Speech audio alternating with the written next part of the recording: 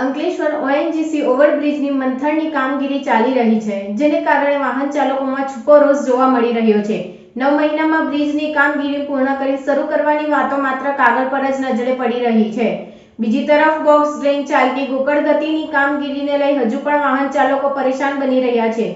સહદારીઓ અને વાહન ચાલકો માટે ભારે મુશ્કેલીઓ વેઠવાનો વારો છે। 21 એપ્રિલના 2023ના રોજ 39 વર્ષના જૂના ઓએનજીસી બ્રિજ જેસીબી મશીન દ્વારા બ્રિજના સ્ટ્રક્ચર તોડવાની કામગીરી શરૂ કરાઈ છે। સંભવિત ટ્રાફિક ભારણને લઈ જૂના નેશનલ હાઈવે 8 અને 6 લેન કરવા તરફ પ્રયાણ કર્યું છે।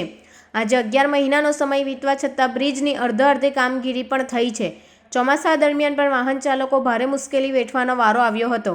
ઓએનજીસી બ્રિજ બંધ થતાં હાલ ગલખોલ, ટી બ્રિજ અને પિરામણ અંડરપાસ બ્રિજ વિકલ્પ માર્ગ છે, જે પૈકી પિરામણ માર્ગ બિસ્માર છે તો ટી બ્રિજ પર છાસવારે ટ્રાફિક સર્જાઈ રહ્યો છે।